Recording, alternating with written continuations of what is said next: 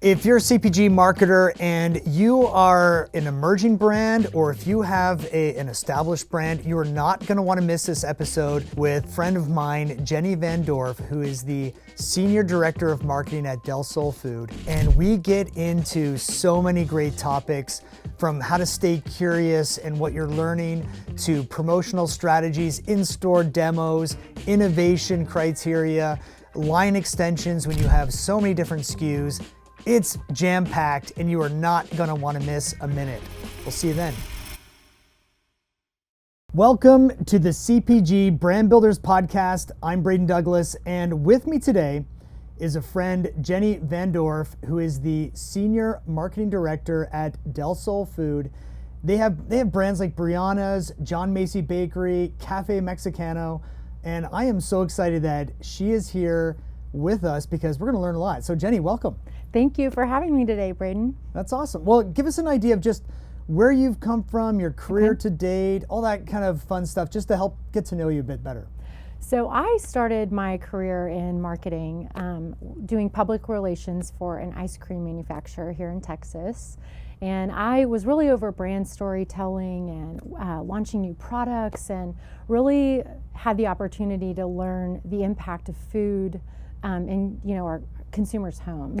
I work for Del Sol Food Company, and we manufacture brands like BRIANNAS Fine Salad Dressing, Café Mexicano Coffee, and John Macy's Bakery.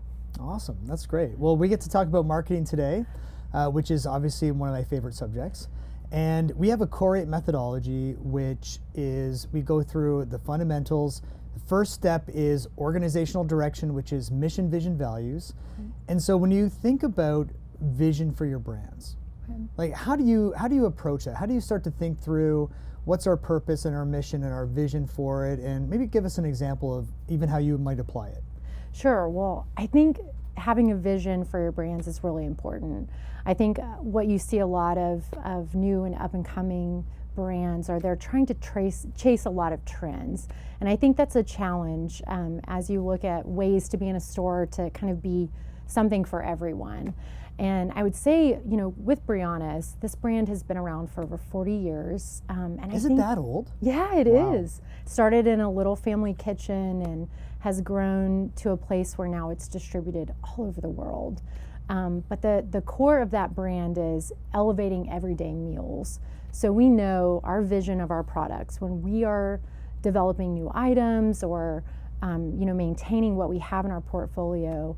It's important that we understand that we are bringing sort of an everyday luxury to the home kitchen. Mm-hmm. I think that having that, elevating everyday meals, right, that mindset of premium positioning, where we want to go with it.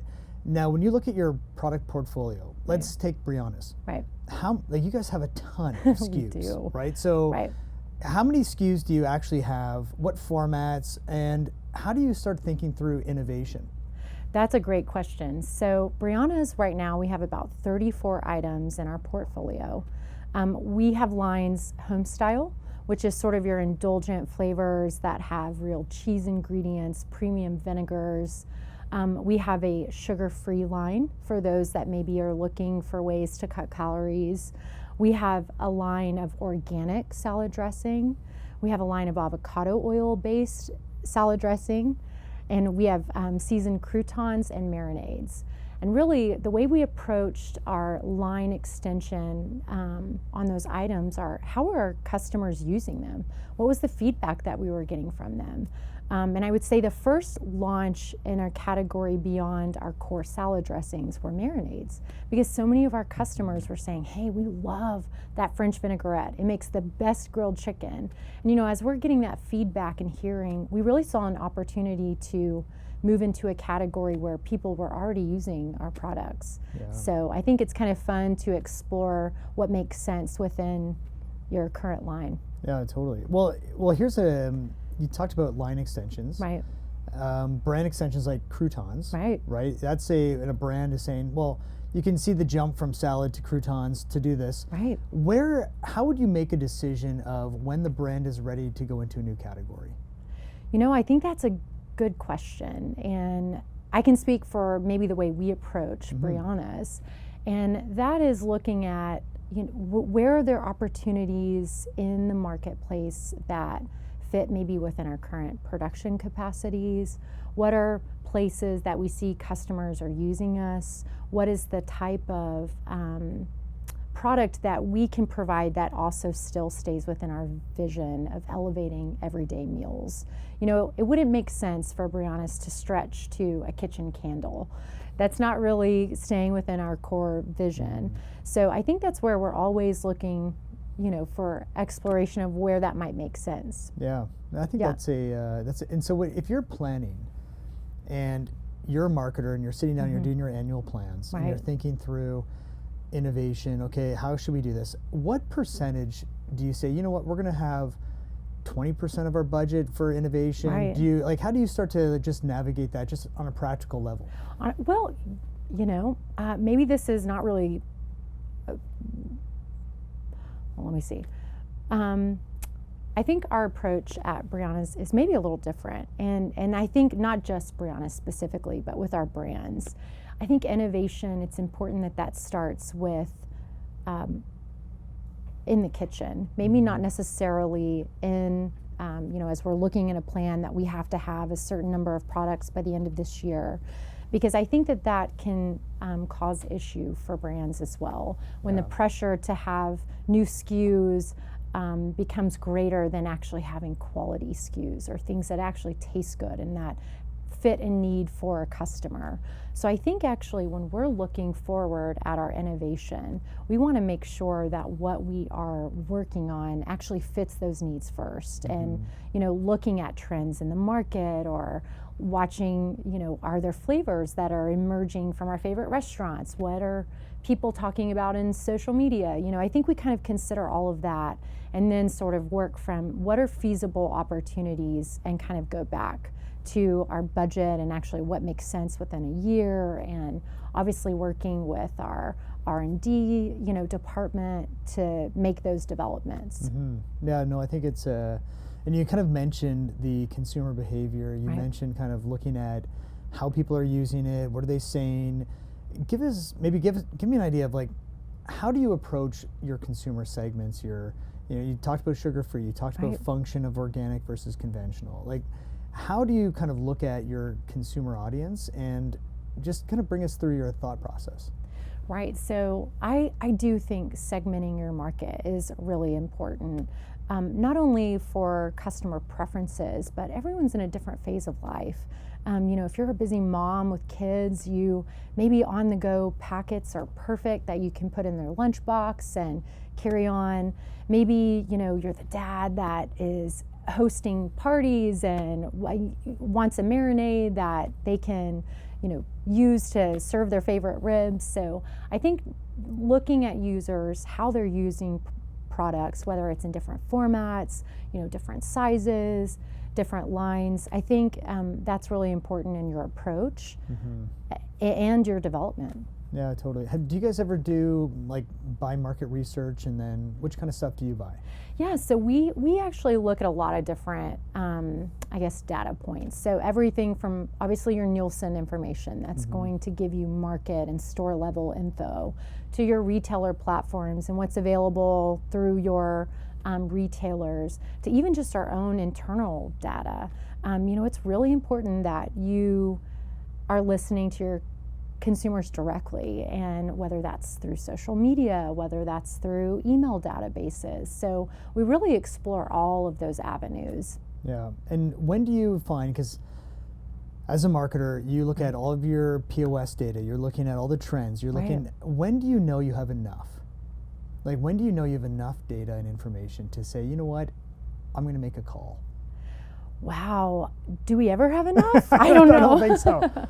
Yeah, I think though that is a challenge as well, because as you know, there is so much out there, and I think it's always scaling back to the basics. Who is your customer? What need are you meeting? What is the outlook like with your retail partnerships? And then I think you look at your data and how does it support those foundational approaches. And if you can feel confident answering all of those questions, then I think you're sort of ready. Yeah, totally. Have you ever launched anything just on gut? where you feel like, you know what, we've got lots, but I'm going with my gut on this one? I actually think that is a critical component of all launches.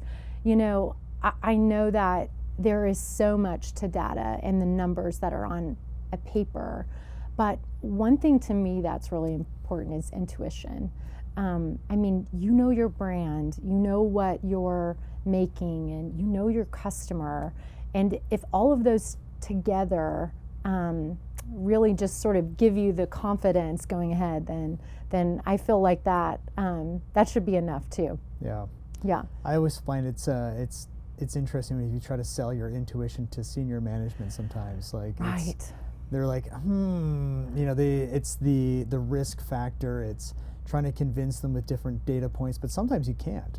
Sometimes it's just saying, guys, this is a trend. It doesn't look very big right now, but we're going to go for it. Do you ever see any trends right now that you're like, you know what, here's a unique trend that I'm curious about?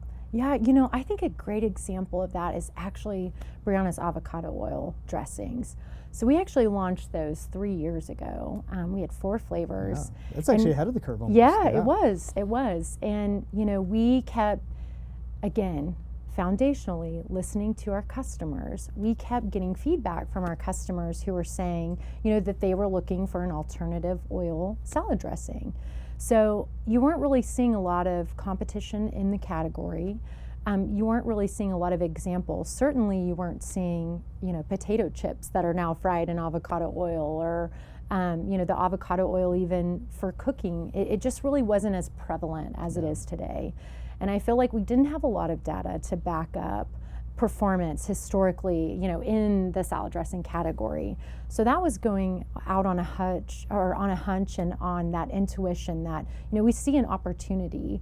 And obviously little did we know that the category would grow to what it is today and really present a real opportunity where now we're innovating in that category and we have 10 different items and flavors and really seeing great growth. That's pretty neat. So how did you, when you first then introduced that to retailers? Right, early stage of avocado, were they like, oh, I love it, this is it? Or did you have to convince them to get the shelf space? Like, what was that like for you guys? Well, I would say that with any new item, you know, a retailer, they want to make sure that they're also meeting their customers where they are, you know, what are their interests. So I think there's always skepticism anytime there's a new item. We're very fortunate that we have been in the market for 40 years or over 40 years. And I believe that we've built a reputation with our retailers, with our customers, that there is an expectation that we're a great product, we use great ingredients, and we meet that expectation. So I'm sure there's a little bit of trust with a retailer going in when we present a new item. You know, I think that's obviously a key thing. Emerging brands don't have that luxury as much to do that. So one thing that's really hot on everybody's mind at this stage is pricing. Economy's tighter, consumers are feeling it, gas prices are higher, and you guys are premium positioned. How do you find that? How do you find marketing a premium product with this pressure? How do you guys navigate that? You know, I think what's so important with that is delivering on that expectation with every single purchase. Yes, groceries are more expensive. Everything, we're all being impacted by that. And, you know, I think that we're fortunate that our brand offers sort of an everyday luxury. It's a little bit more attainable to be able to, maybe you can't go out to a restaurant and order a Caesar salad, but you can expect that restaurant quality and make a Caesar salad at home. And I think it's being consistent in your product delivery that helps sort of combat that.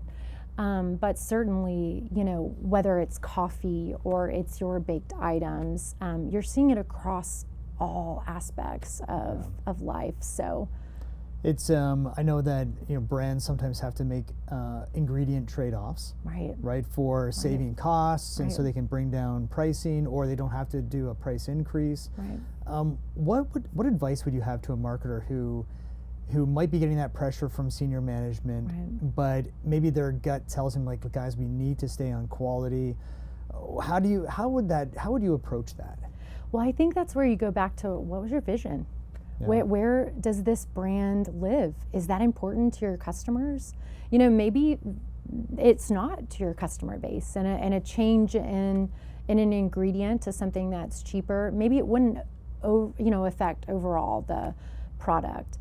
So I think that's where you start. But if it is something, especially for us, that is so important to the core of our brands, using fresh cheeses and premium vinegars and oils and real ingredients, I think a change like that could be negatively impact. You know, I love that you brought it back to that step one in the core, which is what's our vision, what are we about, what are our values, right? And will this change go against our values? Right. And then because if you break that, you're going to break trust, you're going to have different things. We were working with a chicken, an organic chicken grower, they're very large, and this struggle of saying, well, the market will only pay so much for organic chicken, right. and there's so many families that want better for you chicken, and what should we do? And so we had this whole lineup of saying, well, let's launch a mid-tier of raised without antibiotics. Right? That was kind of it's RWA, raised without antibiotics, and they were like, oh man, but our brand has been all about organic for so long. Right. And so what we had to walk through with them is to say, well, what is the core value that we have? Is organic something you want to, is that it's extremely important, or is it that you want to provide a better option for consumers? And organic is that better option, but so is RWA for some families. Right. And are we okay with that? Right. And that was that's a big decision that these guys had, that the board had to, because that meant opening up different farms, that meant a whole bunch of different ramifications. And so we went through this process of trying to research to say, what would consumers say? Would people say we're selling out? Right? And we finally said, you know what? We're going to launch it, and we're going to go into retailers that fit that option. And it was like right. And you know what? It was totally fine. Wow. The people loved it. Nobody had any complaints, and it was and we were like, oh, okay. It's like it wasn't even on the radar. It wasn't. They were just right. We were so worried in Right. this boardroom of over analyzing and doing our due diligence, and we found that actually consumers and people didn't really, and their hardcore organic people said, Right. well, as long as mine is still organic, that's fine. Right. And the RWA people were like, oh, great, now I can have a better option. And so we were like, huh.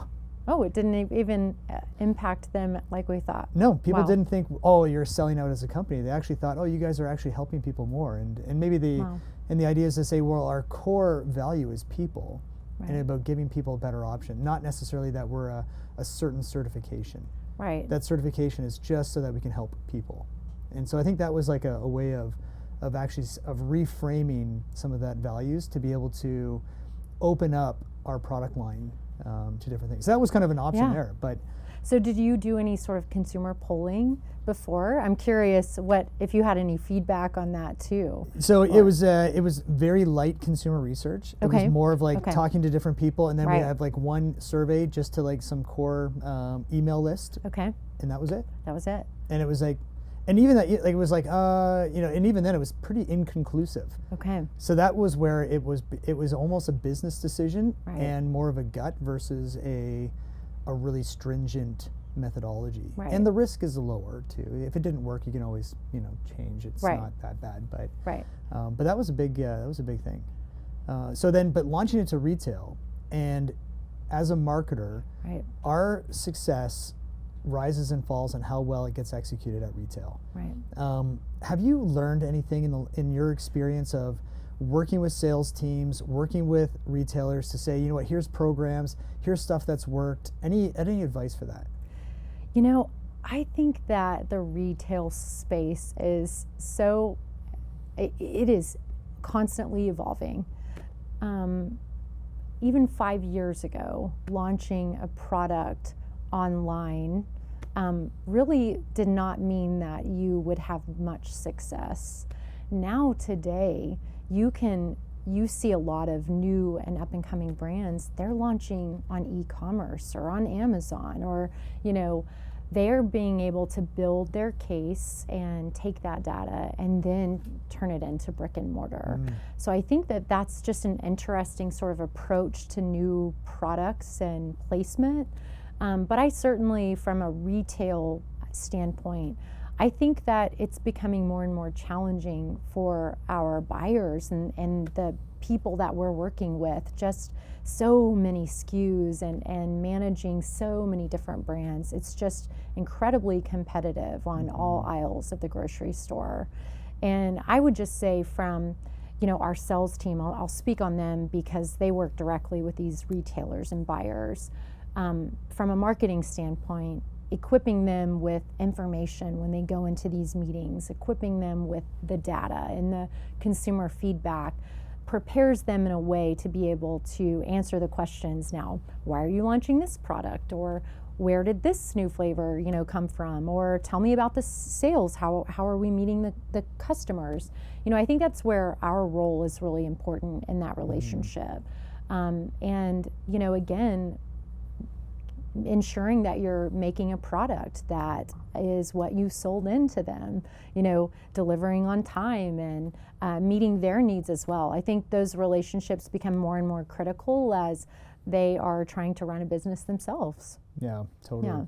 Yeah. We always, we kind of use this term called campaign courage, where we create campaigns or we create new products, arm the sales team to give them the courage to go and sell it. And so here's the toolkit. Here's all the great POS. We're doing this Star Wars thing. We're doing this launch here. Consumers are asking for avocado oil. This is going to be the next big thing. Here's the deck and the story. And it gives them that encourage to probably be like, oh yeah, we're going to rock this thing. Absolutely. And just, we're going to sell. And I think you're right. Our job is to be that kind of force almost for that sales team so they feel like we've got an all-star marketing team that can just help They've us. done the research. They've looked at the angles because they have to be, ready and on the fly. So I think when they have confidence in what you've put together, it certainly, lets them be light on their feet walking into those offices. Oh, totally. I love it. So you just recently launched Café Mexicano. Yes. And that was brand new into the U.S. market. Yes. So that's one that if you're an emerging brand, if you're in startup, you're trying to decide how do we launch a brand in coffee, which is not a wide open market. It's pretty saturated. It's competitive. And so take us through that decision of launching the coffee, how you approached it, what the results were for marketers that might be in that similar situation. Well, I love this story. This is probably one of those things that I look on and, it's just getting started. But I think given the opportunity that we were to be able to launch Café Mexicano has been just really exciting. And I would say just kind of for background, obviously BRIANNAS, we've been making them for over 45 years. How does coffee come into play? Well, our business was actually purchased by a group called Sabermex, and they are based in Mexico City.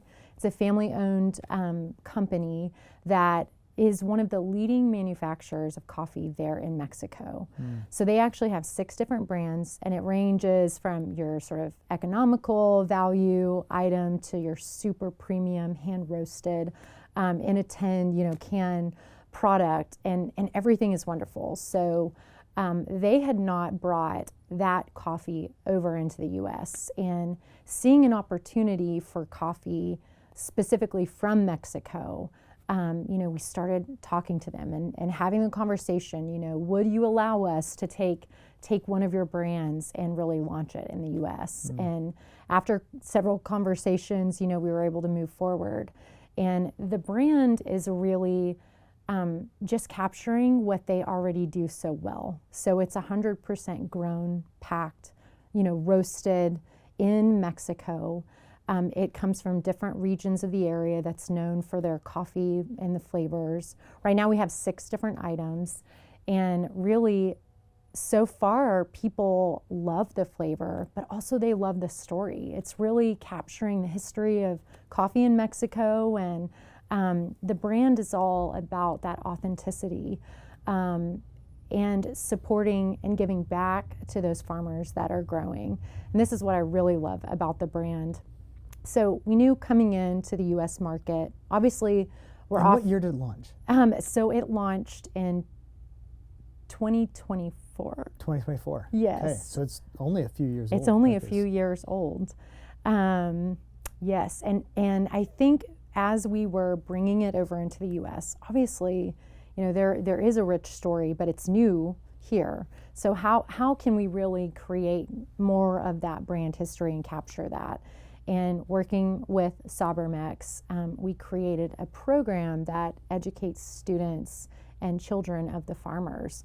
So they actually come in, they meet throughout the year. I think at this point we've had 84 graduates, and they have different opportunities for to work with scientists and professors, and they go and they visit their farms and teach them regenerative practices, and they're telling them basically how to make it all better. And That's amazing. I think it's really special, really and I neat. get really excited. If you can't tell, I'm passionate about it because it's not just, it's really the background of this amazing product.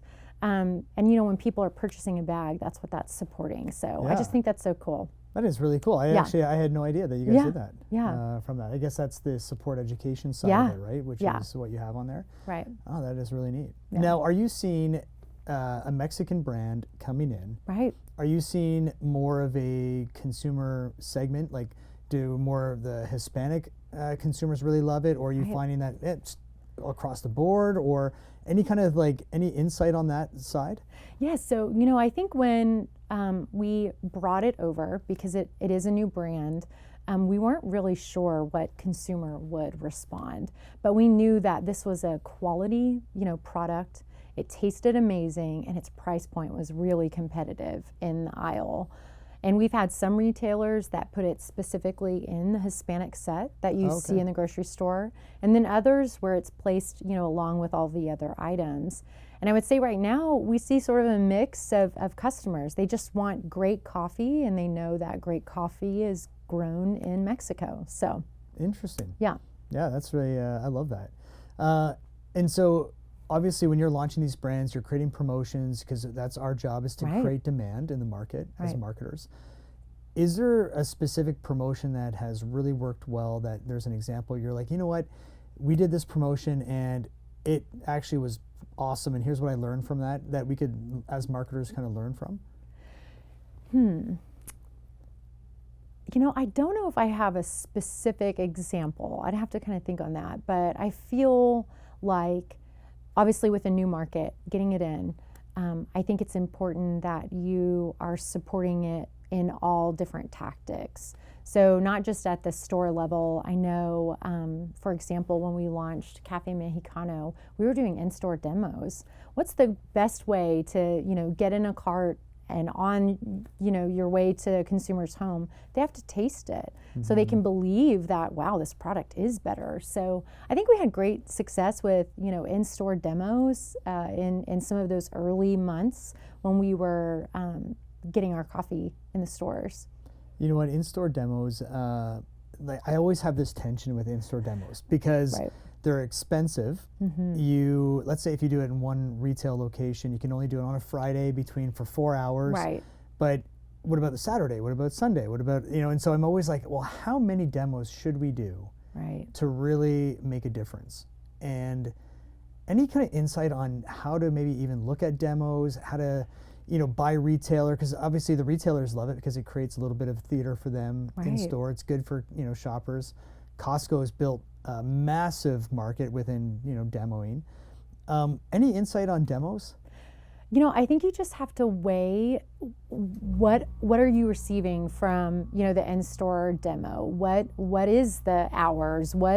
How is the retailer willing to kind of work around that? So I think all of those should be considerations for whether or not that works for you. And obviously not every product does that necessarily make sense. We felt the opportunity, especially in the area that we were targeting. Coffee is very competitive everywhere.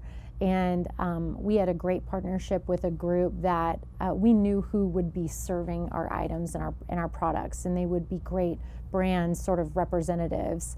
And so we had confidence in that location and, secured some end caps because of our in-store demos. And so that's primo space to be able to talk about your product.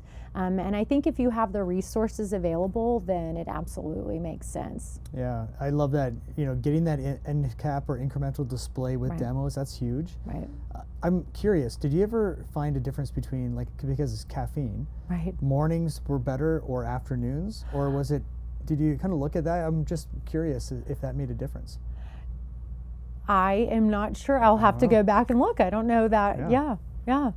Coffee for a pick-me-up or starting the day. I'm just wondering, we actually found it more successful in the mornings. Yeah. Or, I'm just thinking about that. Yeah. Okay, interesting. Yeah. In-store demos are successful. Right. What about a mistake?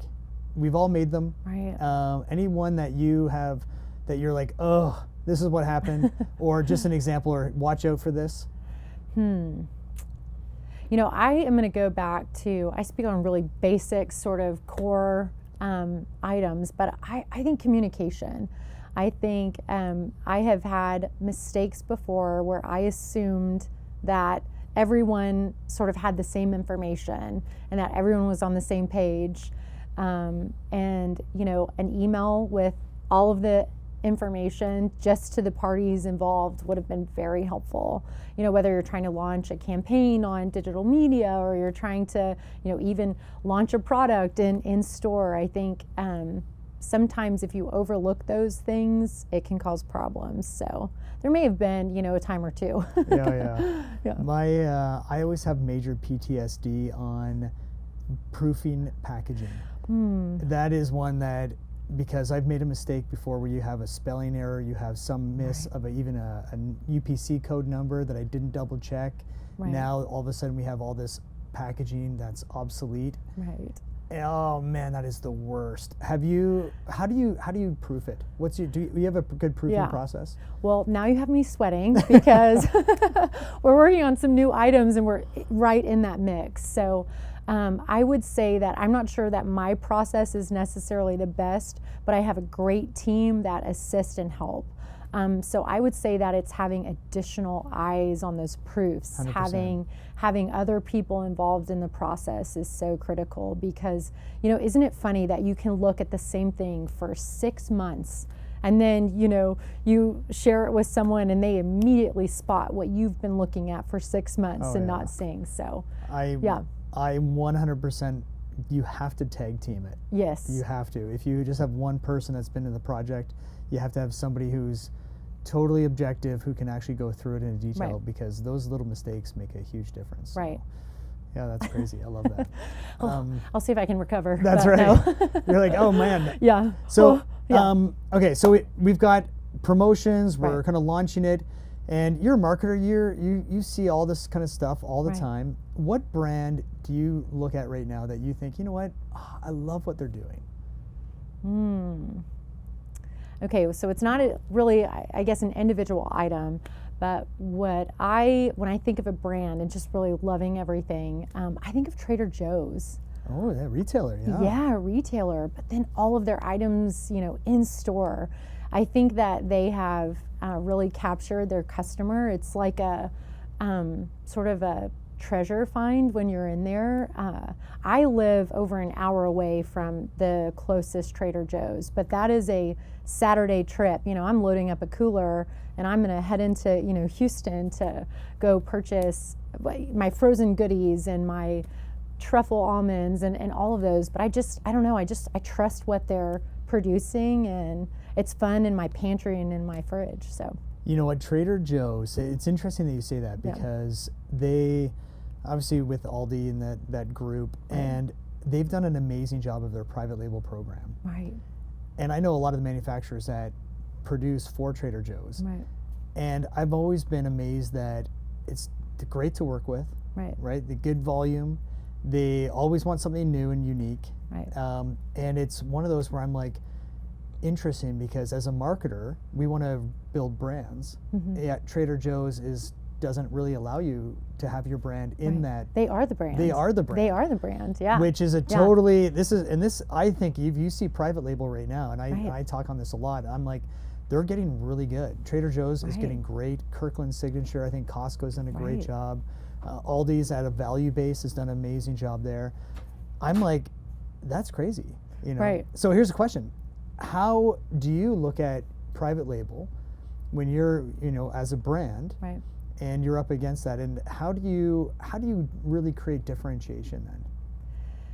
You know, I think that the opportunity with private label is your just delivery. You know, and private label can be a great thing. Obviously, in today's world where it's so expensive to purchase any groceries, a lot of people are looking to private label.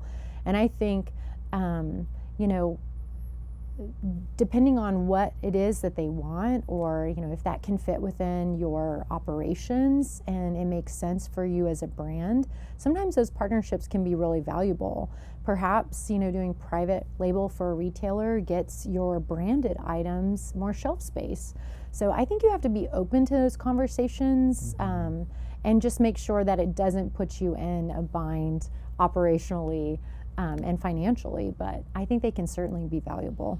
Yeah, I think the one thing that as a brand, you have to bring something unique to the category, and you can't, you know, you have to be able to, if you're elevating everyday experiences in food, then do we have our recipes? We're not going to give those away to private label. We're going to have certain ingredients. We're going to have certain ways to do it, so we can almost make sure that we are worth the premium price, right, within that. Because, or else consumers are pretty smart. Like, you know, we're all consumers. We're like, oh, if I can get the same quality for less, people will do that from it. So yeah, that's really that's interesting. Okay, so you love Trader Joe's. What's happening there? So and I love asking the question of, if I walked into your pantry, right, and I'm taking a look, and like, what brands are you buying? Like, what brands are you actually like buying for you and your family and house?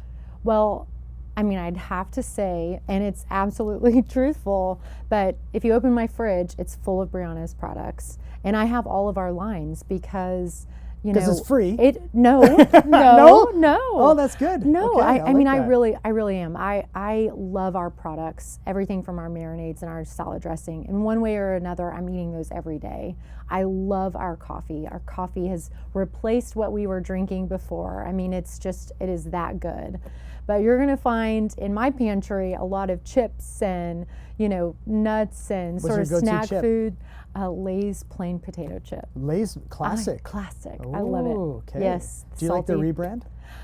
You know, I think it's different. I still, it feels like it's targeting more of like a natural, organic, and it still feels weird when I open the door. It doesn't feel like something that, you know, I've had around for a while. So I'm getting used to it. Yeah. Because I haven't stopped buying them. They are, you know, the vessel for all dips. Yeah. That's amazing. Do you know that that almost half of consumers don't think Lay's are made with real potatoes? No. And so that was part of the rebrand. That was part of the rebrand. Was to try to actually create the connection with the farm. So that's why it sort of looks like with a the crate. Potato, with like made with real potatoes, and stuff, which I thought was, because I worked at Frito-Lay, so for me, I'm like, they do such an amazing job operationally, almost too good that it looks too perfect. It looks perfect. Okay. And so they almost did it too well. Okay. Where consumers like, no, it can't be real. Oh. Isn't that crazy? That is wild. That you get so good at what you do. So good at it. That people don't even believe it anymore. Right. You're like, nah, that's not true. Wow. And I'm like, no, that's really. Yeah. Okay, so you've got Lay's. What else do you have?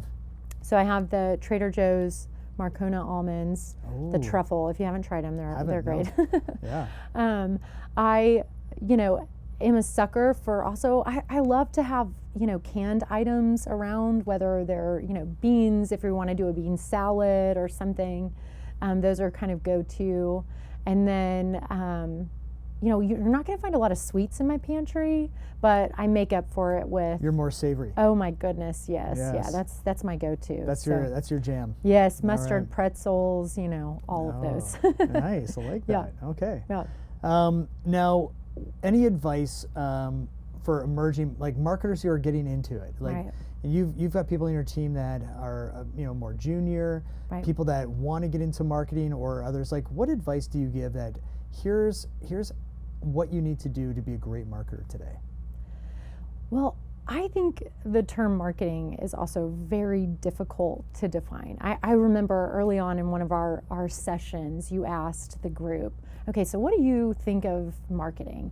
I mean, it is so broad that, I think if somebody is wanting to get involved, what is it that they like about marketing? Is it the data and the processing, the information, or is it the storytelling, or is it the brand activations and sort of the in-person? I think knowing more about maybe what a specialty is helpful.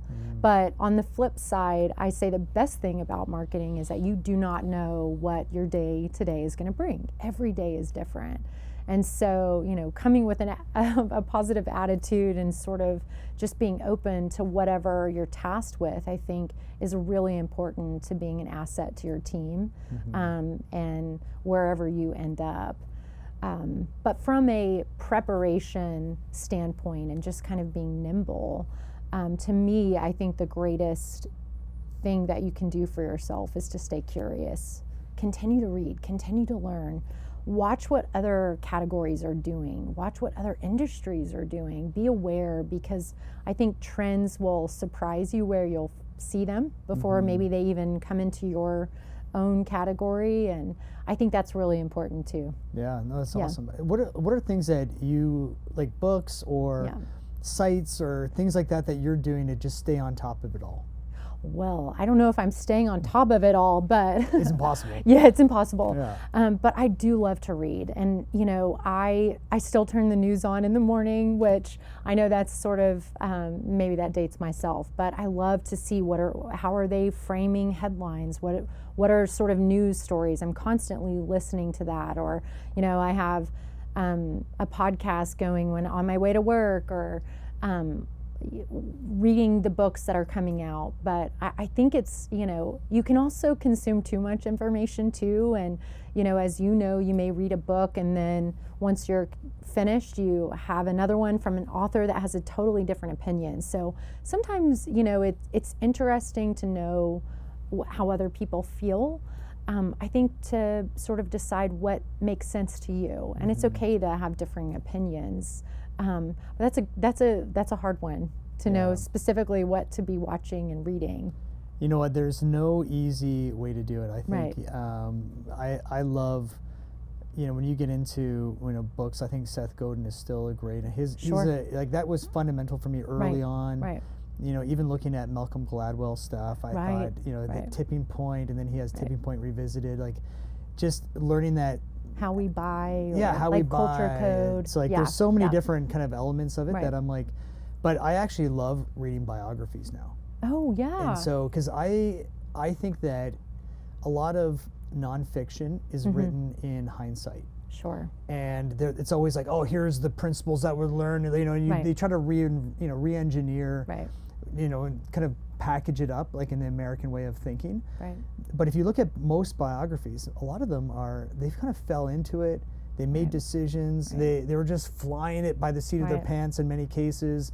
Nike creating the name because they just had to write it down really quickly. What do you got? It's like, okay, Nike got us a victory. Great, I like it. Okay, just not like a ton of thought, but what it does is that the meticulous focus on creating great products with an audience that they really cared about was at the core. And I think as marketers, that's what our job should be, is to get in there and just be like, we're going to create the best products we can at the price people can afford, because we really care about our audience. Right.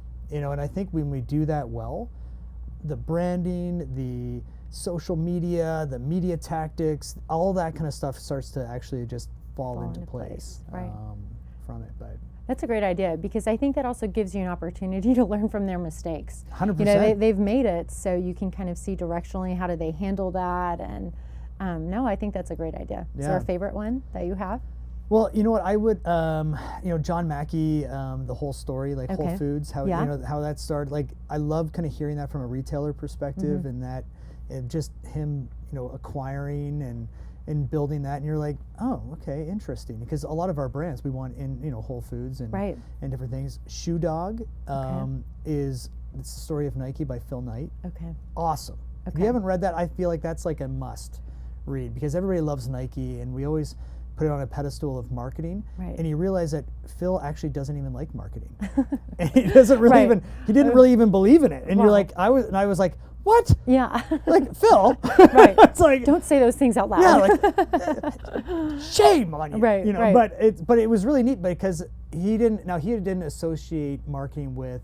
Like, he had to get really talked into doing athlete endorsements. He had to really get talked into doing more advertising, because he was like, I just want to create great shoes because I'm a runner. I want to do this for runners, and stuff. And so it's just kind of interesting when you start to look at those. I always find them like, it's fascinating. I'll have to add those to my list for sure. You got to take a look at them for sure. And then even the ones with Elon Musk and Steve Jobs, like those biographies, they're a little thicker. Like you got to really work through it. But I'm like, so fascinating.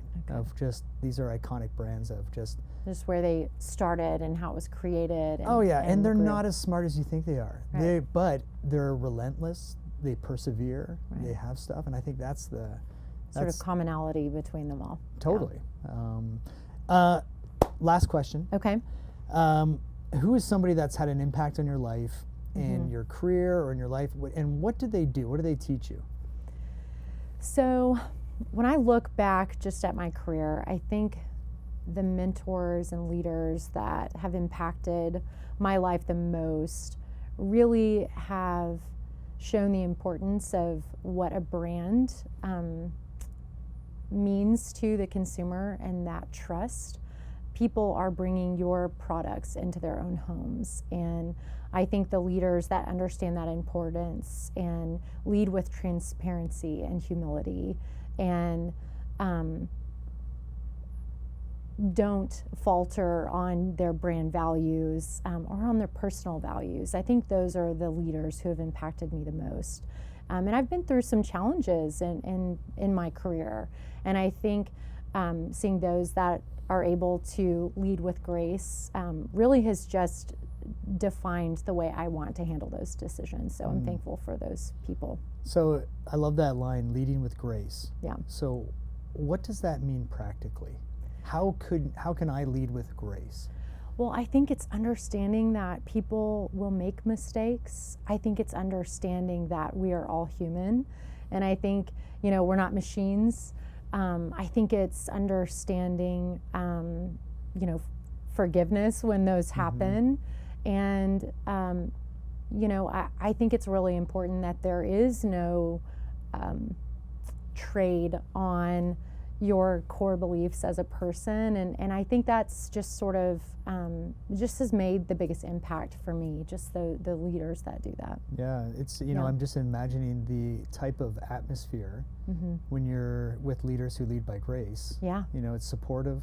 Right. You don't feel like you're high pressure to be the best, to not make a mistake, and it's probably be pretty positive. Those are the people you want to work for. Absolutely. That's for sure. Yeah, that's awesome. Well, Jenny, you've awesome insight. Thank you so much for taking the time to be with us. This was it was awesome. So thank you for that. Thanks for having me. So this is fun. Oh, good. I love it. Well, that was an awesome episode. Thank you, Jenny, for joining us. And if you are not part of CPG Brand Builders yet, come join the community. We have marketers like Jenny. We have dozens of others of great marketers doing brands and building them, because we think the best brands are built by the best marketers. And so if you are not subscribed yet to the podcast, make sure you do that. Hit the alarm bell. That's going to let you know when new content drops. And share this with friends. Share it with other marketers that you think would find this valuable. Thanks for joining us, and we will see you next time.